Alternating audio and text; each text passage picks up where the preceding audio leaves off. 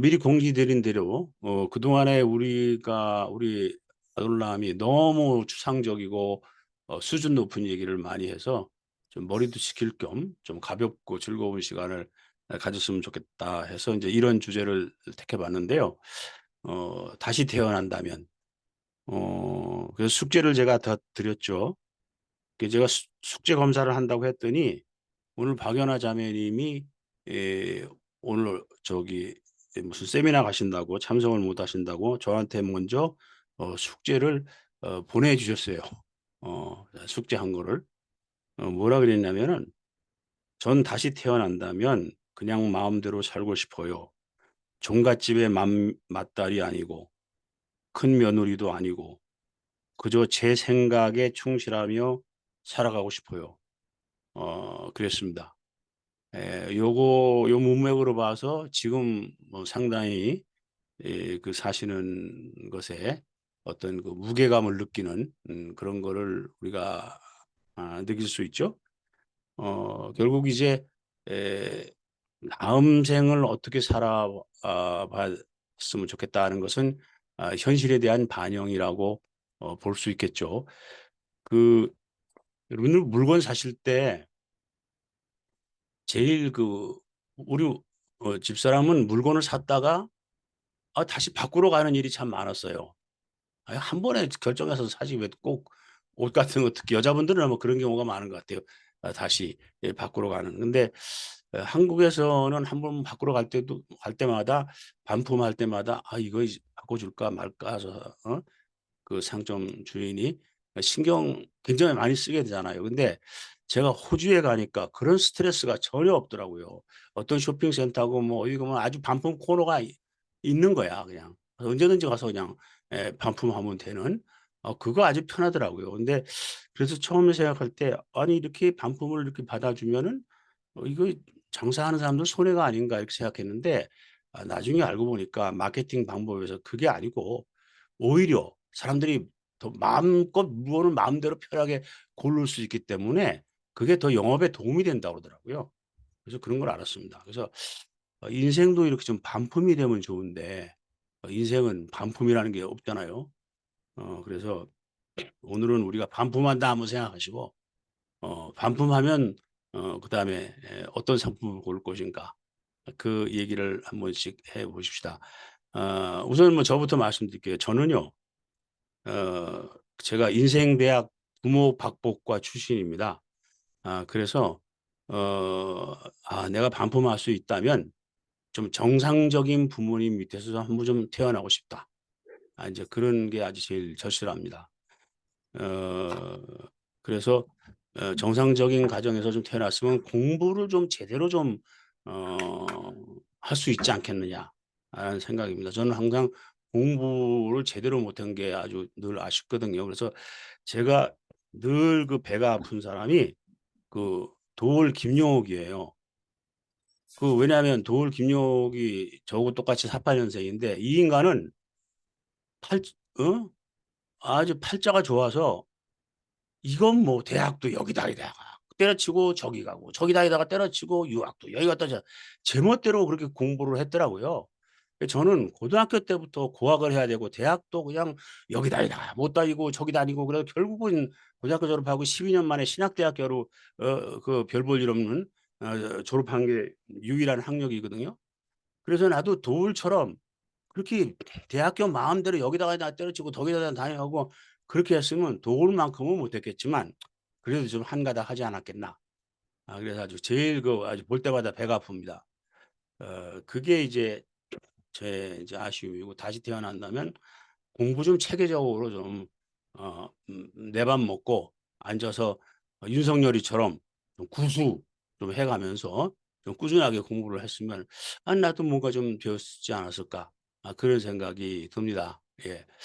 그러면 이제 다음으로 넘어가겠는데 순서를 어떻게 할까 생각하다가 '거리 순으로 할까.' 이렇게 마음먹었습니다. 제일 여기 우리가 아돌람의 특징답게 전 세계적인 우리는 로컬리티를 가지고 있으니까 제일 먼데 사는 사람부터 순서를 해 볼까 합니다. 자 제일 먼데 사는 사람이 누군가 어디 오클랜드가 제일 멀죠? 여기서 오늘 남아공이 더 요하네스버그. 남아공이 더 멀구나. 남아공부터 그러면 예. 아니 화면 끄고 여러분들 이야기 좀 들어야지 하고 있는데 제일 먼데라는 말 듣고 얼른 켰습니다. 제일 먼데서부터. 예, 저는 뭐 다시 태어난다는 그 자체를 생각을 안 하고 사는 편이라서요. 음. 근데 이제 영어를 이제 쓰고 살다 보니까 가정법이라는 게 항상 과거형을 쓰더라고요. 그것도 재밌더라고요. 가정은 미래를 두고 가정을 할 텐데 과거형을 써서 그 가정을 한다라는 게 또 영어가 또 재밌더라고요. 근데 또 우리말도 그렇더라고요. 또 보니까 내가 이랬더라면 저랬더라면 하고 과거형을 쓰더라고요. 항상 가정을 할 때는. 근데 저는 나름대로 어 나름대로 좀 파란만장했는데 뭐 지금 사는 거에 대해서 그다음에 여지껏 살아온 거에 대해서 너무나 감사하고 정말로 저는 부족함이 없다라고 생각을 하고요.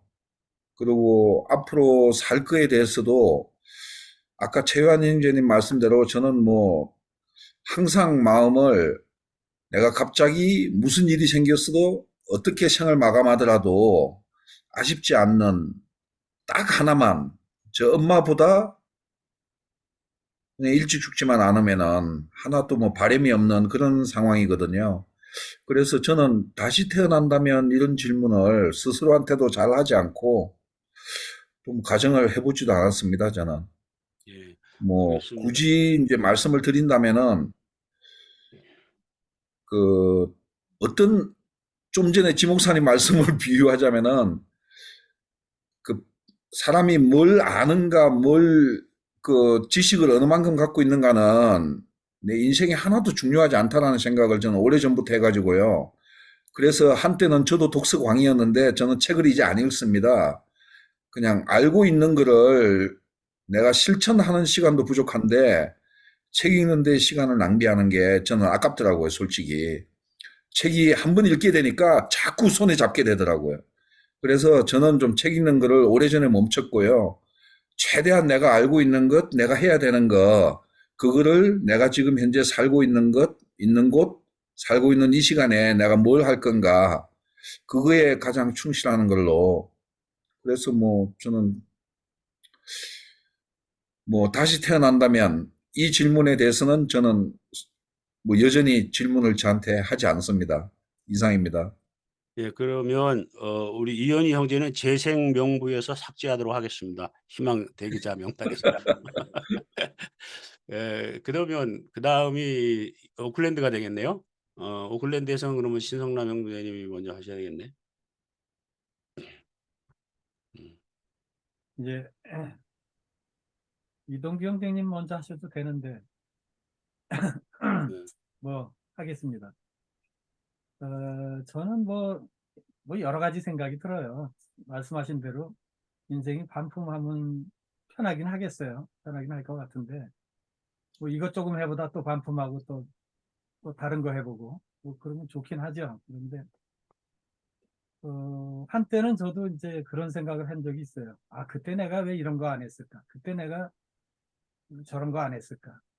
뭐 그런 생각을 특히 뭐 40대, 50대 넘어서면서 많이 하다가 은퇴한 지금 시점에서 이렇게 보니까 그걸 했든 안 했든 그 별 관계도 없고 그게 그렇게 큰 의미가 있는 것도 아니고 그 당시에는 그게 나한테 절박했고 그걸 꼭 이루고 싶고 성취하고 싶고 뭐 뭔가를 해보고 싶고 했던 것들이 지금 시점에서 보니까 뭐 그거 해도 좋았고 안 해도 별 상관없고 이런 생각이 드는 겁니다. 어떻게 살았던 그런 생각이 많이 들고 그래서 크게 지금에 와서는 크게 후회될 것도 아쉬울 것도 없다. 그런 마음의 비움이 좀 생겼다 그럴까요? 그런 게 생겼고 그다음에 그래도 이제 한 가지 아쉬운 거는 뭐냐면은 뭐 대부분의 사람들이 그렇듯이 뭐 20, 30대 특히 이럴 때는 뭔가 하려고 애쓰잖아요. 뭘 성취하려고 노력하고 막 그런데 내가 만약에 정말 뭐 새로운 반품 인생을 살 수 있다면 뭔가 하려고 들이지 말고 또 밝은 곳, 높은 곳, 귀한 곳 이런 것만 바라보지 말고 좀 어두운 곳, 낮은 곳, 소외된 곳, 조용한 곳 이런 쪽도 좀 이런 쪽을 바라보면서 사는 게 더 낫지 않았을까. 차라리 뭔가 성취하는 게 뭐 그 자체로 나쁜 건 아니지만 어떻게 보면 성취 안 한 것만도 못한 그 과정과 결과에 있어서 그런 삶을 많이 보거든요, 주변에서.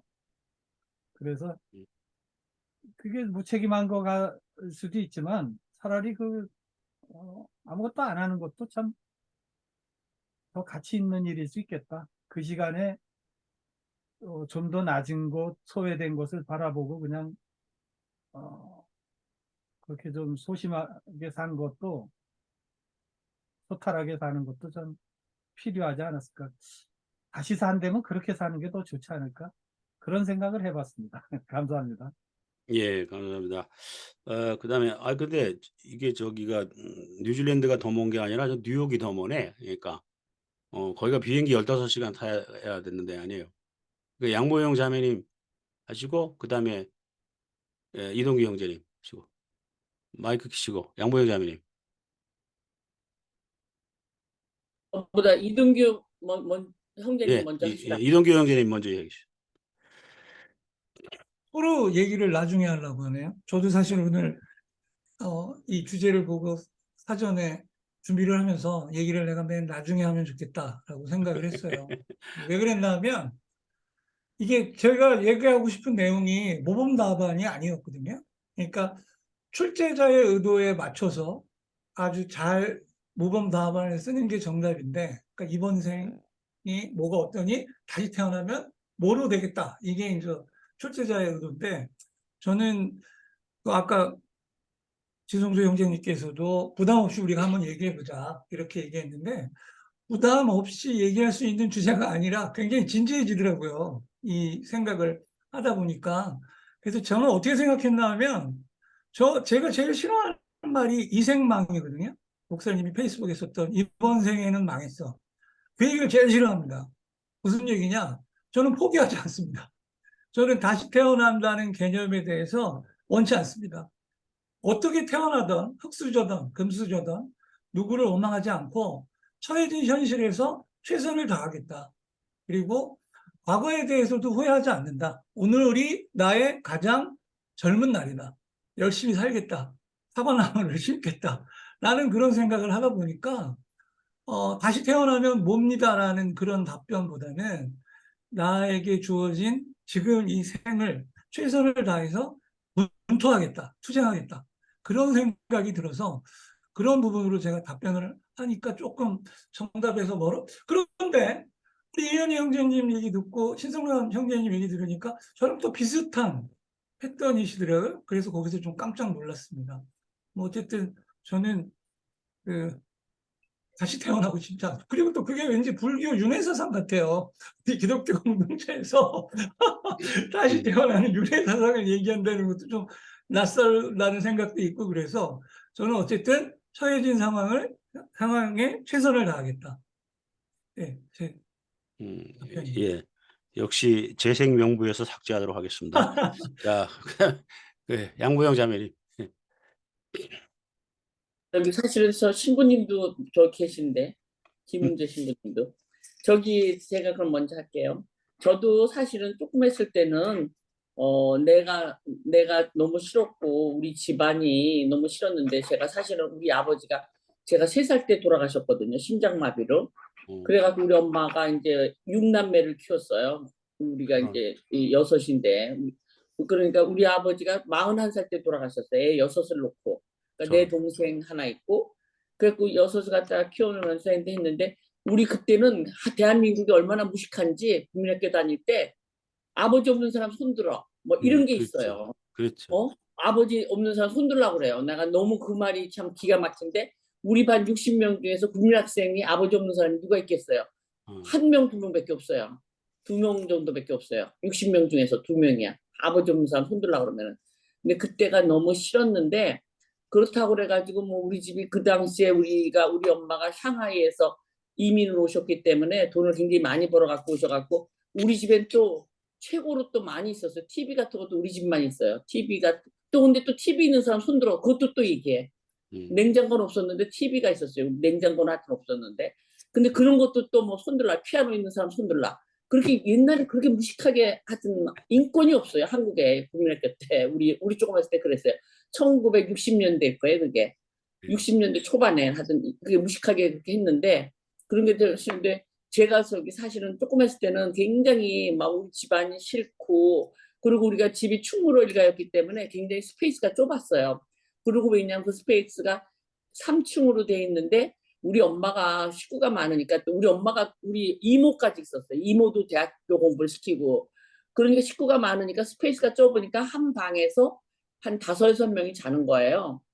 그렇게 많이 잤는데 그래서 내가 스페이스도 너무 좁고 그 집안 환경도 너무 싫고 그랬는데 하여튼 그런 거 같은데 집값은 비쌌는데 집이 조그만가 왜냐면 2층에 갖다 세를 줬어요. 지하 아래층하고 한 층만 우리가 썼어요.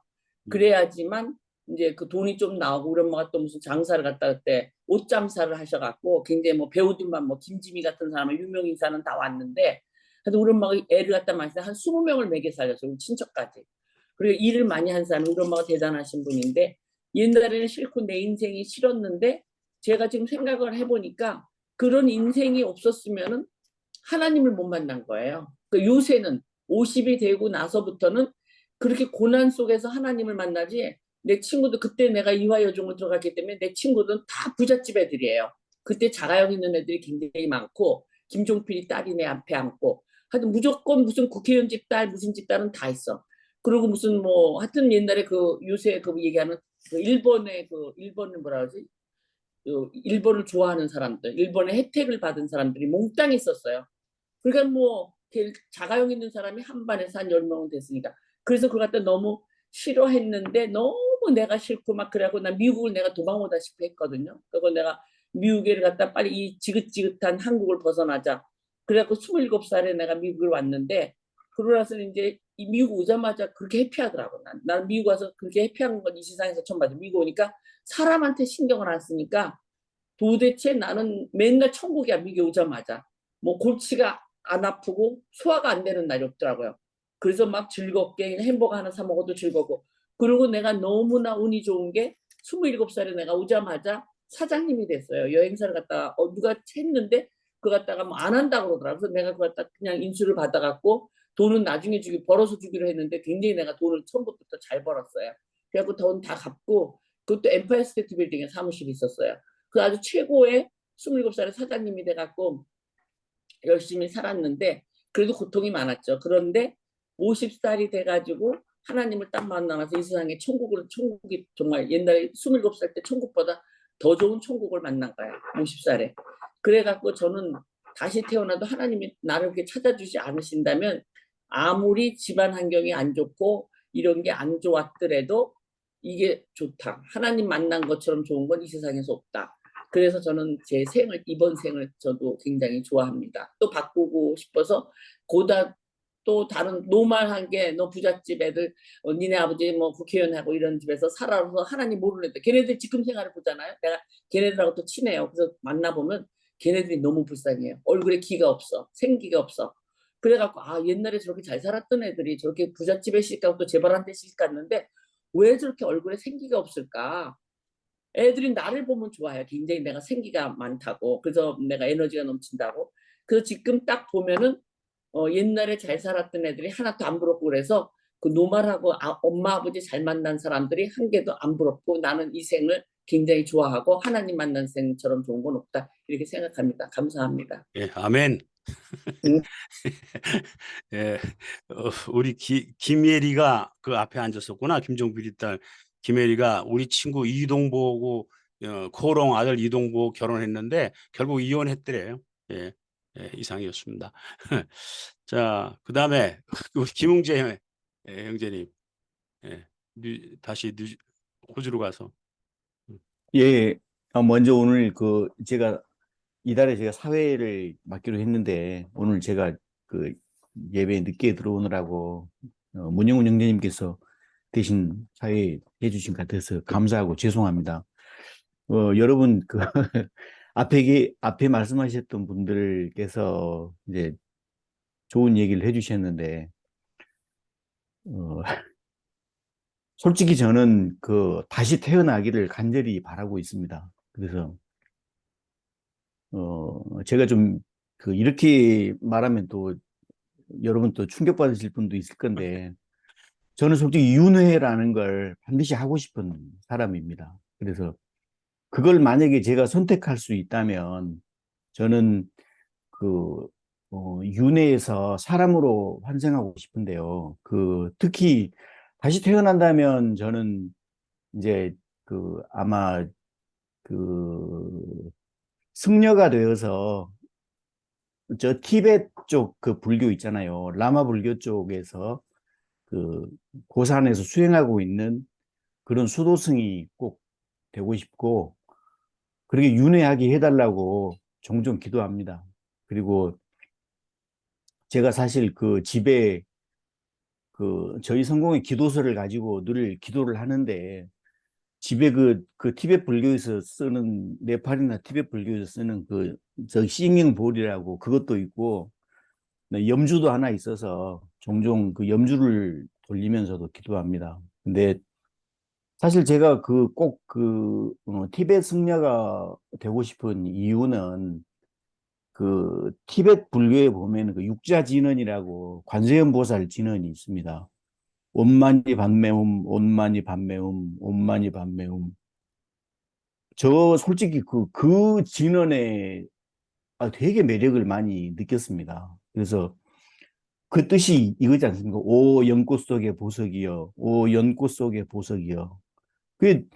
그 진언을 외우면서 이기적인 내 자신을 위해서 그 하나님을 찾고 예수님을 찾고 또 그것을 저도 모르게 저의 그 어떤 제가 종교인이라는 것 때문에 성도들을 기도를 요청할 때 그것을 위해서 기도해주고 했던 것들 이런 것들에 대해서 솔직히 좀 너무 개인적이고 인간적인 이기적인 그런 종교심에서 좀 벗어나고 싶었던 것 같습니다. 그렇다고 해서 다른 직업을 하기에는 좀 그럴 것 같고 그래서 역시 동일한 종교이기는 한데 그래도 이제 기왕에 이쪽 길은 한번 가봤으니까 그, 너무 아름답더라고요. 또 제가 그 티베트 고승들 티베트 승려들이 그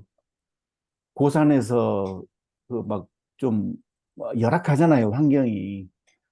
그런데 그 속에서 막 온만이 반매움 이 진언을 외우면서 그 사는 모습들에 그 저는 대단한 그 좀 경외감을 느꼈고 그렇거든요. 그래서 내가 우주고 우주가 곧 내 자신이다라는 거 그런 것들이 기독교 신학 안에서는 상당히 좀 아마 좀 내 자신을 그 안에 딱 갖추지 않고서는 내가 이 기독교 신학 안에서 성직자로서 그걸 또 책무를 다할 수 없을 것 같고 해서 그것으로부터도 좀 탈피해서 우주적인 그런 기도도 해보고 싶고 하는 게 있어서 저는 반드시 윤회를 꼭 하기를 기대하고 있고 꼭 다시 태어나기를 간절히 바라고 있습니다. 감사합니다. 예, 감사합니다. 우리 김웅재 형제는 재생명부 1순위로 대기자 1순위로 추첨을 드리겠습니다. 그다음에 이병석 형제 안 하셨죠? 네, 이병석 형제 다시 미국으로 건너가서 예, 저는 이미 그 이동규 형제님, 이현희 형제님, 신성남 형제님이 하신 말씀을 그대로 받아들이면 될 것 같을 정도로 저 역시도 이 생에 대해서 감사하고 저 나름대로 고생도 했지만 뭐 남들이 안 해본 고생도 다 해봤지만 그래도 감사하고 이 생에 대한 후회 하나도 없고 늘 후회하지 말자는 사상을 가지고 있는 사람이라서 그렇게 살아왔고 지금도 그렇게 살아갈 것 같고요. 그런데 이제 저에게는 이런 바람은 있습니다. 제가 제 자신을 위해서, 가족을 위해서, 그리고 제 주위의 사람들을 위해서 열심히 살아왔다고 생각하지만 이제는 조금 더 저의 그 다른 제 2막을 준비하되, 제가 태권도를 한 사람이지만 이것을 통해서 조금 더 어려운 사람, 조금 더 힘든 사람, 그런 사람들을 위해서 내가 이 몸을 쓸 수 있을까? 그 준비를 하고 있기는 해요. 그래서 제가 가능하거든 내가 어디 가라는 나라 제3세계에 가서 아니면 또 이게 미국 땅에서라도 조금 불편한 사람들을 위해서, 어려운 사람들을 위해서 제가 할 수 있는 능력을 가지고 베풀거나, 베푼다기보다도 지난번에 이현희 형제님 그 따님이 얘기했듯이 제가 가서 그 사람들에게 배우면서 그 사람들과 동화될 수 있는 뭔가를 해보고 싶고, 그것을 위해서 마음가짐 가지고 준비하는 과정에 그런 건 있습니다. 그래서 저 자신에 역시도 인생에 대해서는 망했다고 생각하지 않고 늘 감사하고 또 열심히 살려고 노력했고 후회하지 말자는 사상이어서 그렇습니다. 네. 예, 예, 감사합니다. 역시 모범생다운 답이었습니다. 그다음에 이제 우리 국내로 돌아와서 제일 먼데 포항, 울산, 배상희 형제가 제일 먼데 있네, 거리적으로. 배상희 형제 사람입니다. 저는 어. 저희 부모님, 저희 누나 다음 세상에서는 안 만나고 싶습니다. 특히 저희 누나는 더더욱 만나기가 싫고요. 한신대원 나와서 이제 목사를 하게 되는 상황인데 저희 누님을 보면 개신교의 한 단면을 또 볼 수가 있습니다. 그래서 저는 영화 배우로 다시 태어나고 싶습니다. 헐리우드에서 영화 배우, 그러니까 홍콩 스타 갑자기 생각이 안 나는데 돈을 많이 벌어서 이렇게 기부하고 이렇게 막 주윤발. 예, 주윤발, 예, 그런 분 영화 배우가 되고 싶어요. 그리고 배우자는 저희 아내가 들으면 맞아 죽을 수도 있지만 모니카 벨루치 같은 그런 여성, 그러니까 이제 외모가 모니카 벨루치죠. 그 심성이 모니카 벨루치는 아닙니다.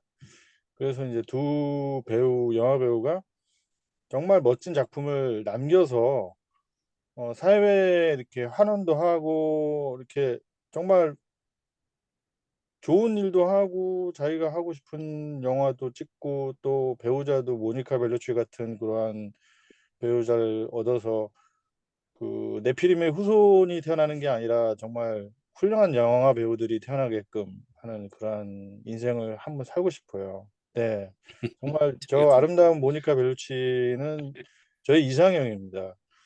아내가 저 말 들으면 그 마늘 찍는 몽둥이로 맞을 수가 있기 때문에 아무튼 저는 그렇게 장국영 같은 주인발 같은 멋있는 그런 배우가 되고 싶습니다. 이상입니다.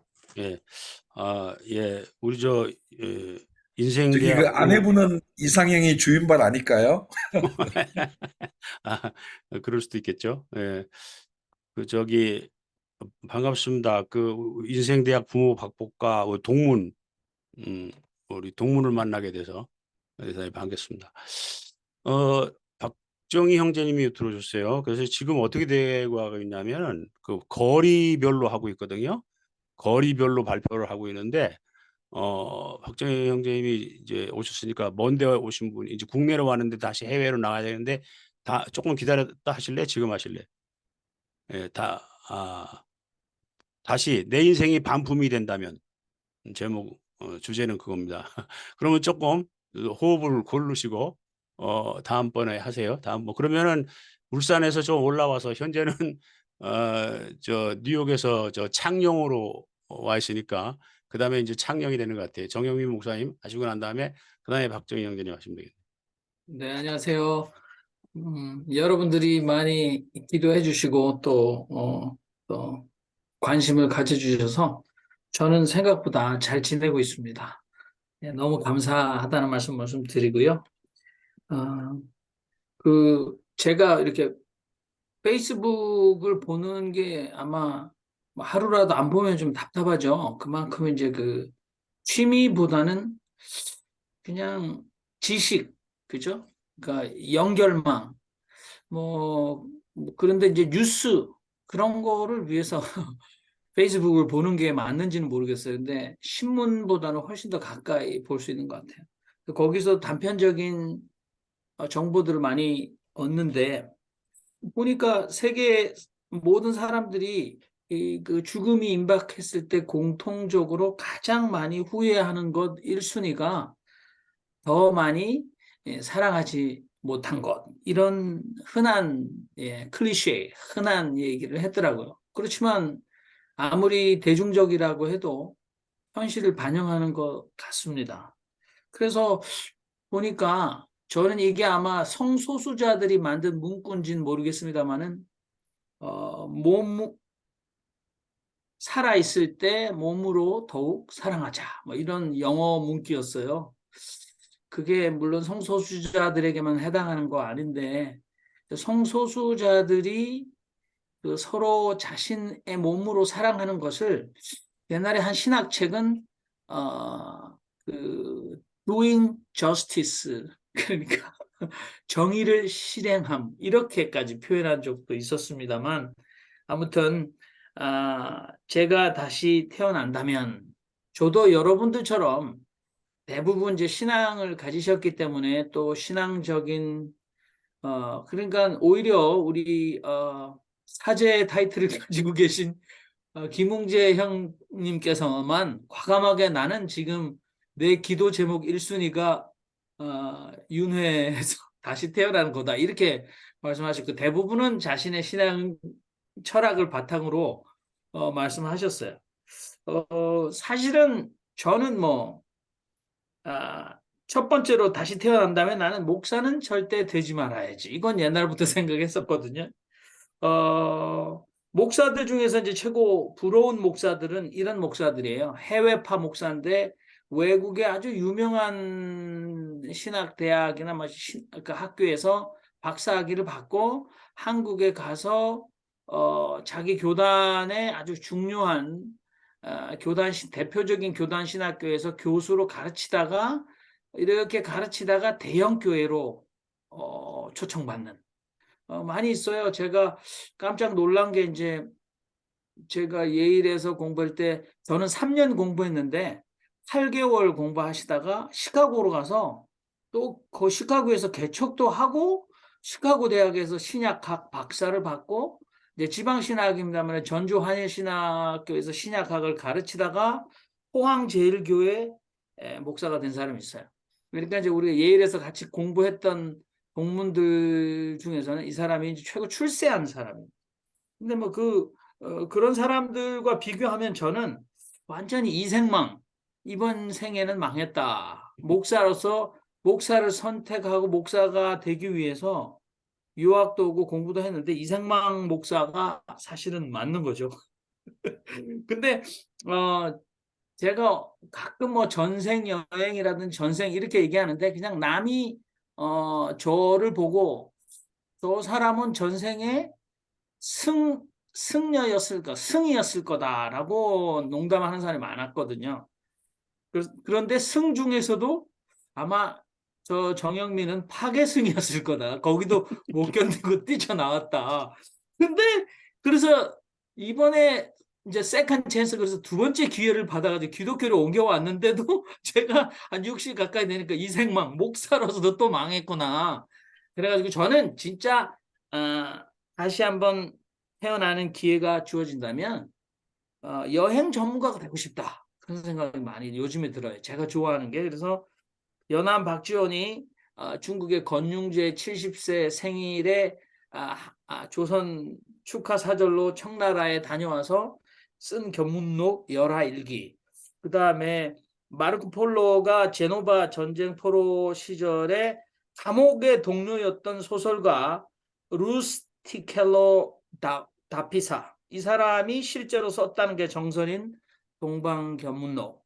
그래서 앞으로 남은 생에는 신나게 돌아다니는 삶을 살고 싶다. 아마 아둘람에서도 여기저기 이리 뛰고 저리 뛰고 그래서 한국도 최고 제가 많이 해외파 중에서는 최고 많이 왔다 갔다 하는 사람이 아닐까 그런 생각을 했습니다. 감사합니다.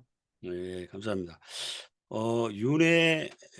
윤회를 조금 믿어 볼 수도 있지 않을까? 나는 윤회파 중에 하나로서 저도 그렇게 간주한다면 저는 후생이 아니라 전생에 뭘 했었을까? 생각하면 저희 와이프의 의견으로는 고물상을 했었을 것이다. 그렇게 얘기를 합니다. 하도 고물을 좋아해가지고. 예. 자, 다시 카나다 어디 가셨어요? 예, 박정희 형제님. 네, 늦었습니다. 그 전생을 밝혀내는 방법이 지금 사는 생에서 이제 생활 습관 그런 조금 거로 하는 크게 거예요? 소리가 조금 적어. 아니, 전생을 이제 그 아이덴티파이는 하는 방법이 음, 이제 지금 사는 생의 뭐 습관 이런 걸 보고 추측하나 보죠? 그렇죠. 그러면 그렇게 하면 난 전생이 뭐였을까? 그것도 잘 가늠하기 힘든데, 저는 뭐 글쎄 정말 이거 별로 깊게 고민은 못 해봤습니다만은 목사였던 분들이 이제 목사는 안 하겠다. 그러니까 저는 목사가 아니니까 다음 생에는 목사 한번 해보았으면 그 어떨까 그런 생각도 좀 드네요. 저도 사실은 기회가 있었어요. 기회가 있었는데 뭐 대학교 졸업하고 이제 별로 이제 그 희망이 없어 보이니까 아버지가 뭐 신문에 광고 난 거 갖고 오셨더라고요. 그 장신대 무슨 이렇게 거기 지원해 보라고. 그래서 그때 약 한 뭐 반나절 정도 이제 고민했었는데 그거 무슨 시험을 보는데 그 장신대 뭐 그거는 성경을 다 외워야 된다 그러더라고요. 그래서 그냥 깨끗하게 포기했는데 그래서 그런 게 있는데 저는 제 뭐 철학이라고 하기에는 좀 너무 어줍지 않고 이렇게 이런 거 다시 태어난다면 뭐 이런 거 하는 거 좀 싫어요. 하는 거 싫고 그 다시 태어났으면 하고 싶은 거 지금 하자. 지금 하자. 내 뭐 나이가 좀 많지만 그래도 지금 하자. 또 그렇게 생각하는 이유는 가만 생각해 보면 또 기회가 와도 지금은 비슷할 것 같아요. 그러니까 뭐 진짜 뭐 막연한 그 헛된 희망 갖지 말고 좀 부족했던 거 있으면 지금 남은 시간에 해보는 게 좋겠다. 그런 생각입니다. 뭐 끝입니까? 너무 프로그램에 잘 맞추지 못해서 죄송해요. 아니, 저 대기자 명단에서 빼면 됩니다. 재생 대기자 명단에서. 그다음 다시 국내로 와가지고 경기도 아니죠, 광주, 저 창녕에서 올라와서 광주로 가야겠습니다. 우리 김경희 신부님, 다시 태어난다면 또 해병대에 지원하시겠습니까? 네? 네, 저는 아마 종교인으로 살면서 도를 깨닫지 못했으니까 불가에서는 당대 도를 못 깨달으면 그 다음 생에는 이제 개로 태어난다 이래가지고 음, 그 보신탕을 절대 안 먹더라고요. 그 보신탕 먹던 시절에도. 음, 근데 하여튼 저는 뭐 종교인이 되려고 해서 된 게 아니라 이 안기부에서 철저하게 체크를 하니까 사회생활 할 수 없어서 받아준 데가 성공의 신학교밖에 없었어요. 그래서 이쪽 길로 왔는데, 예, 뭐, 종교가 이게, 제가 보기에는 이게 서비스 업종이라 늘 누군가를 위해서 이제 일해야 되는, 뭐, 서비스 해야 되는 그런 직장이더라고요, 보니까 이게. 뭐, 그런 거는 저하고 좀 많이 맞다고 해야 되겠죠. 뭐, 가진 것도 없고, 뭐, 아는 것도 없지만 하여튼 뭘 부탁할 때 들어줄 수 있는 그런 그 뭔가가 또 저한테 있어서 아마 저보고 이제 좀 도와달라고 하겠죠. 하여튼 이 서비스 업종이 저한테 참 맞다는 게 제가 이번 생을 통해서 많이 경험한 거고. 근데 이제 이 종교계가 뭔지 모르고 들어왔기 때문에 이 종교에 대한 어떤 인식이랄까 이런 게 일반 사람들하고 달리 여기 내부에 들어와 보니까 계속해서 내부 고발자로만 살게 되더라고요. 그래서 저기 초등학교 때부터 맨날 내부 고발을 해가지고 많이 얻어맞고 이랬는데 이 성공해서 저는 계속 내부 고발자로 지금 살고 있어요. 지금 쓰고 있는 책도 결론은 내부 고발이에요. 이 종교가 이래서는 안 되는 거 아니냐. 그래서 사실 우리 교단에서는 제가 정말 위험한 인물로 지금 되어 있고, 은퇴하기 전날도 해직시키라고 공문이 와서 또 일종의 저기 뭐 수사를 당했다 그럴까요? 그래서 은퇴한 뒤에도 여전히 내부 고발을 하고 있는 제 자신을 봤을 때 나는 참 이 종교하고는 좀 안 맞을 수도 있겠다 이런 생각이 들긴 합니다. 하여튼 저는 이 직장이 저하고는 어쨌든 기질적으로 맞기 때문에 무사히 은퇴를 한 게 아닌가 이렇게 생각합니다. 네, 다음 생에 아마 저는 분명히 개로 태어날 거기 때문에 거기에 대해서는 별로 원치를 않습니다. 감사합니다.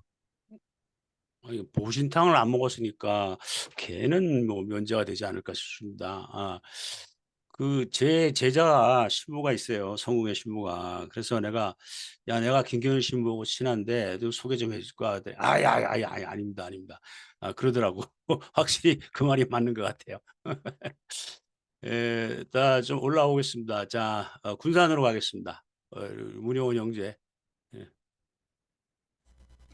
예, 저는 전에 그 말씀 뭐 여기 드렸다시피 조금 크게 그 소리가 나와요. 예, 그 학교를 들어갈 때 제가 원래 그 음력으로 이제 56년 12월 10일이니까 양력으로 하면은 이제 57년 1월 달이 되겠죠.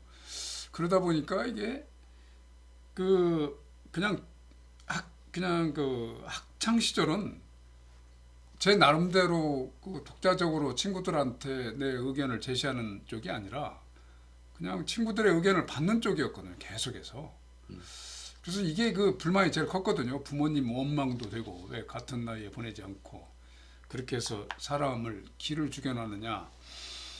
이제 이런 그 억압이 나중에 이제 군에 가서 그 제 성격을 파악을 못했죠. 학창 시절에도. 근데 이제 군에 가서 그 여러분들 전부 다 이제 군에 가면은 그 아시겠지만 그 대대장의 그 위엄과 그 힘은 굉장하잖아요. 근데 그 대대장 앞에 한번 제가 항명을 한 적이 있어요. 그러니까 제 생각에 이건 좀 정당하지 않는 지시를 내린 것 같아서 그 전방에 철책 있는 데서 한 2km 떨어진 곳을 그냥 일반 군복만 입고 대대장실을 찾아간다는 것은 굉장히 이건 그 군법에도 아주 굉장히 잘못된 건데 하여튼 그 밤에 찾아가 가지고 저녁에 대대장실 앞에 가서 나 저 소대장 못할 테니까 나를 영창을 보내든지 나를 죽이든지 나를 마음대로 하라고 지금부터 난 안 할 테니까 당신이 저 마음대로 하라고 하면서 그냥 그랬어요. 모자 집어 던져주면서. 그러니까 그분이 지금 사실 3스타까지 되고 이제 전역하신 분인데 육사 출신이고 이분이 갑자기 태도를 온화해지더니 부관을 시켜서 저를 그냥 꾹진이 이렇게 막 모시듯이 하고 자기 차를 태워서 내 소대까지 보내고 중대장한테 전화해서 잘 좀 보살펴 달라고 뭐 이렇게까지 했다는 거예요. 근데 그때는 제가 이거 올바른 일을 해서 말이지 제대로 되는 줄 알았어요. 근데 보니까 그때가 5월 달에요. 5.18 사건 막 나른하게 전두환 그 시대에 아주 안 좋은 건데 군에 있었기 때문에 저도 전혀 그 몰랐고, 그런데 이제 위에 고위급에서는 그 상황을 좀 알고 있었던 모양입니다. 그러니까 이제 제가 여기 군산 출신이고 그러다 보니까 아, 이 녀석이 이거 알고 그런 모양이다 해서 그때 그런 걸 나중에 알았습니다. 그 제대하고 집에 와서 그것도 몇 달 뒤에 알았어요. 그 하여튼 그런 식으로 아, 이게 나한테 이런 성질이 좀 있었네. 그래서 그 좀 그 막 사회적으로 막 억울하고 화날 때는요. 저는 나중에 태어나면 조폭으로 좀 태어났으면 좋겠다. 그러면 내가 좀 뭐 한 건 할 수 있겠다. 좀 그랬습니다. 그게 이제 저는 사실은 이제 그 뭐 그런 걸 믿지는 않습니다만은 막 억울할 때, 막 화가 막 극도로 했을 때 내가 조폭 돼야지 이런 마음을 많이 먹거든요. 지금 그런데 지금 이제 뭐 지금도 그런 성질이 한 번씩 나가지고 전에 쓰레기 얘기 좀 했는데 지금은 이제 그렇습니다. 좀 어느 정도 막 극한 대립까지는 가요.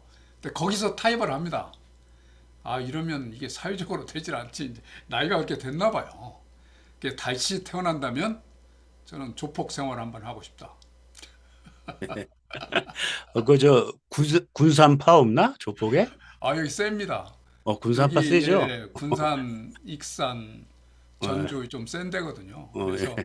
이렇게 좀 아는 사람 건너뛰면은 제 고등학교 친구도 2인자까지 했던 친구가 있었고 이제 만나서 이렇게 서로 이렇게 뭐 많은 대화를 하고 했습니다만은 여기 좀 세요 이쪽에. 그리고 지금 정치도 저는 지금 이 조폭이 저 그러잖아요. 오세창 이분이 여기 익산 출신이거든요.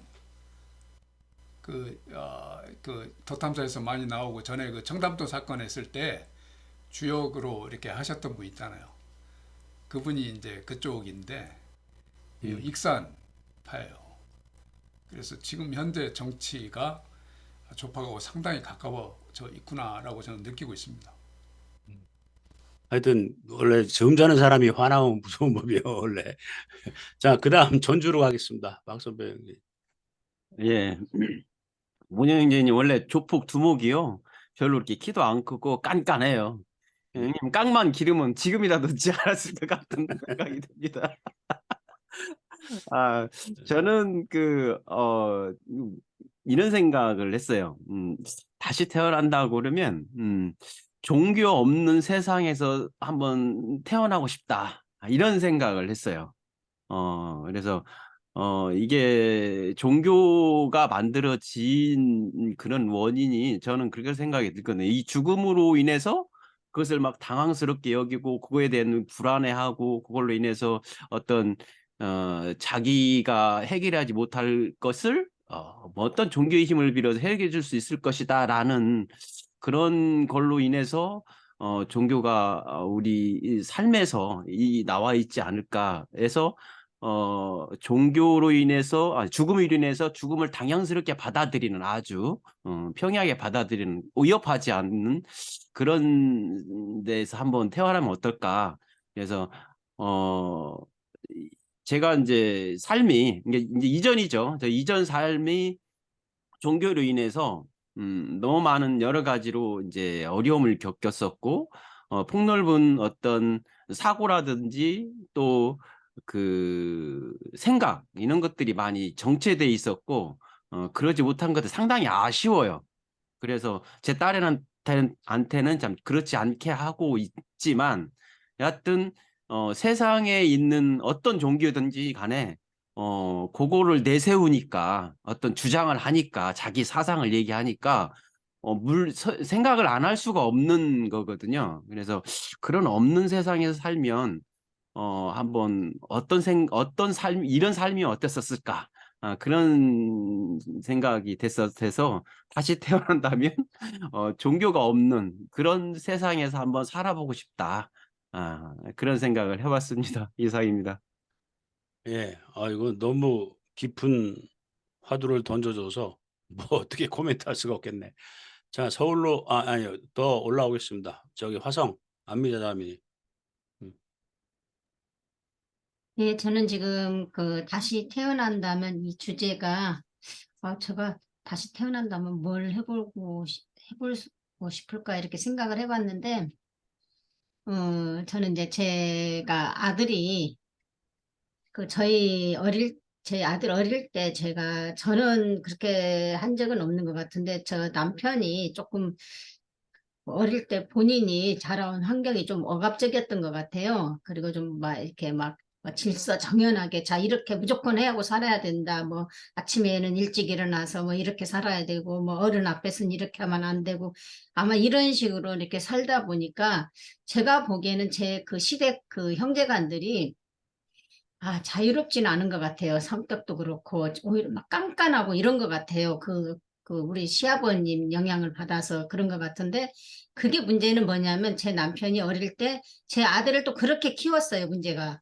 근데 제 아들은 그런 성격이 전혀 아니에요. 그냥 자유롭고, 뭐, 저를 닮아가지고 좀 영혼이 그냥 좀 빠져나갔다고도 하는데, 좀 이렇게 그런 성격이다 보니까 이게 안 맞았던 것 같아요. 그래서 이게 제 아들한테 도움이 된 게 아니라, 제 아들이 오히려 그런 환경에서 어릴 때 자랐기 때문에, 오히려 지금 제 아들이 뭐 창의성도 부족하고, 뭐 알아서 혼자 이렇게 본인이 막 하고 싶은 것도 막 찾아가면서 해야 되고, 모험도 해야 되는데, 오히려 그걸 더 이렇게 잘못된 것 같아요. 제가 보기에는. 그래서 오히려 뭐 이렇게 그 부모 곁을 떠나지도 못하는 것 같고, 오히려 악영향을 많이 주지 않았나 싶어서, 제가 다시 태어난다면 태어날 수 있는 환경은 안 되겠지만, 좀 제 아들을 좀 자유롭게 키웠으면, 뭐, 훨씬 더 제 아들이 좀 재밌게 이렇게 본인이 하고 싶은 걸 찾아서 하지 않았을까, 이런 생각이 듭니다. 음. 다시 태어나도 아들 걱정하는 엄마로, 그럴 수밖에 없겠네.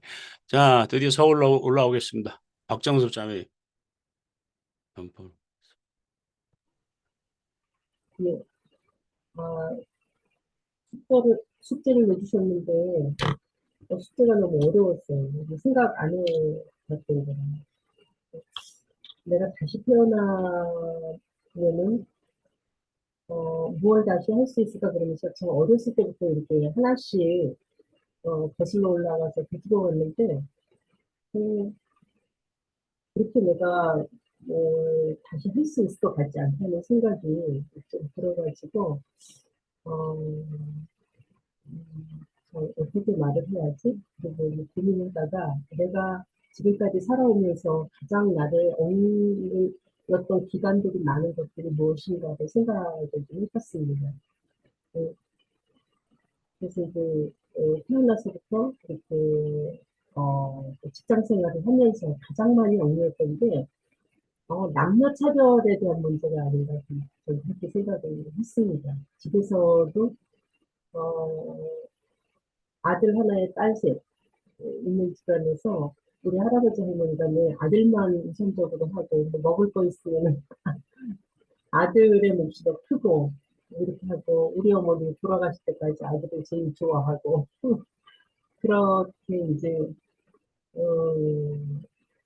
그런 옛날에는 사회 분위기가 그랬던 것 같아요. 가정 분위기도 그렇고 그리고 또 직장 들어와서는 굉장히 제가 직장 생활을 할 때는 남녀 차별이 굉장히 심했던 때거든요. 여자들한테는 승진 기회를 안 주고 남자들한테 승진 기회를 주면서 능력이 있네 없네 하고 그런 것들을 위해서 저는 그동안 줄기차게 좀 싸우기도 하고 그랬지만 다시 태어난다면 물론 그런 싸움도 하기도 하겠지만 그래 너희들은 그래라 나는 인간은 또 공존하다 나는 이런 마음자세를 가지고 그렇게 좀 살고 싶다는 생각이 들어요. 그렇게 그런 부분이 저에게 억눌렸던 부분이 가장 많은 부분을 차지하고 있다 이런 생각이 근데요, 이제 지금도 많이 이제 사회 제도나 이런 거는 많이 개선됐지만, 알게 모르게 우리의 문화 속에 박혀 있는 사람들이 서로 대하는 그런 것들에서도 그런 것들을 느끼고요. 또, 육체적으로 여자들이 좀 약하니까, 길거리에 이렇게 단순히 외진복 가면은 또 이렇게 무서워해야 되고, 엘리베이터에 낯선 남자랑 조립하면은 무상을 해야 되고 이런 것이 없는 그런 세상이었으면 좋겠다. 이런 생각을 좀 해봤습니다. 이상입니다. 예. 우리나라는 박정섭 자매님이 그 중소기업은행 노조 부위원장을 했다고 그래서 난 처음에 만났을 때 굉장히 노동운동을 세게 하는 사람인 줄 알았어요. 그랬더니 얘기를 들으니까 노조 내에서 그 안에서 그 여성의 지위를 향상하고 여성의 문제를 해결하는 그런 쪽에 많이 관심을 갖고 했더라고요. 그래서 그렇구나. 그 내부로는 그랬겠구나. 그런 이해가 들었어요. 근데 지금 얘기하시니까 생각이 딱 하나 나네요. 요전에 집사람하고 이제 산책을 하려고 이렇게 올라가는데요. 산 밑에 아주 조그만 산이죠. 근데 어떤 여자가 뒤에서 어떤 아주머니가 우리를 불러요. 부르더니 이쪽 산속으로 가실 거냐고. 그래서 우리는 그날은 산으로 안 가고 이제 그 옆으로 가려고 그랬거든요. 그래서 아예 안 가는데요. 그랬더니 저 가면 좀 따라가려고요. 그래요. 그래서 왜요? 올라가세요. 그랬더니 어떻게 올라가요? 그러면서 가다가 남자를도 만나고 그러면은 아니 그 나이가 한 50대쯤 되는 여자분이 그런 소리를 하더라고. 그게 동네 조그만 뒷산인데 그래서 뭐 공주병이야 뭐야? 그렇게 생각을 했는데 조금 이해가 가네요. 아직도 본능적으로 그런 곳에서 어떤 두려움 그런 걸 느낄 수 있다는 거 다시 새삼 느끼게 됩니다. 자, 드디어 최요한 형제에게 왔습니다. 마지막으로. 예, 목사님께서 다시 태어나면 뭘 하고 싶으냐라고 이제 미리 숙제를 내주셔서 저 생각을 많이 했어요. 그러면서 우리 아들란 식구들 틀림없이 얘기하면은 재미없을 거다라고 생각했는데 진짜 예상대로 재미없습니다. 예. 다들 점잖해가지고. 예. 저는 다시 태어나면요, 2가지만 말씀드릴게요. 첫 번째로는 저는 인간이 너무 궁금해요. 사람이란 존재가 너무 궁금해요. 이상한 존재들이야. 그래서 외계인으로 태어나고 보고 싶습니다. 인간을 떠나서 외계인으로 태어나서 도대체 인간이란 존재는 어떤 존재인가 객관적으로 한번 보고 싶어요. 예. 아마 외계인쯤 되면은 이제 지능 있는 외계인이 되어죠. 그래서 외부에서 이렇게 저 인간은 저런 생각하면서 저런 짓을 하고 있구나. 저 인간은 진짜 속과 겉이 똑같은 사람이네. 뭐 이런 식으로 지능이 있는 외계인으로 태어나서 한번 그렇게 살아보고 싶어요. 그래서 인간이라는 존재에 대해서 알고 싶고, 또 하나 하고 싶은 거는 아까 배상의 형제님이 나보다 먼저 얘기하셔가지고 내가 막 이랬는데 저 영화배우 말고요. 영화배우죠. 저 일본 AV 배우가 한번 돼보고 싶습니다. 왜냐면요, 저는 어렸을 때부터 아주 건실한, 그리고 벗어나지 않는 아주 제대로 된 기독교 문화와 이 안에서만 성장을 했어요.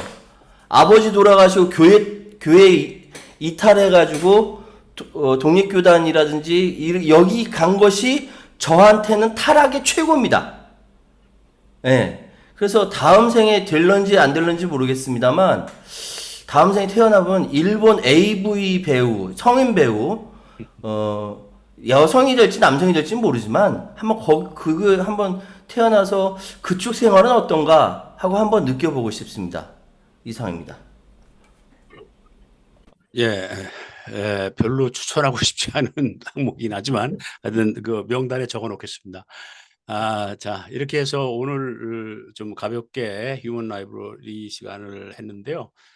이것을 한 목적은 우리가 서로를 더 잘 알기 위한 내세가 궁금해서가 아니라 도대체 이 인간이 무슨 생각을 하고 있나 서로를 좀 알기 위한 목적이었습니다. 자, 휴먼 라이브러리 여기서 마치겠습니다. 고맙습니다. 예.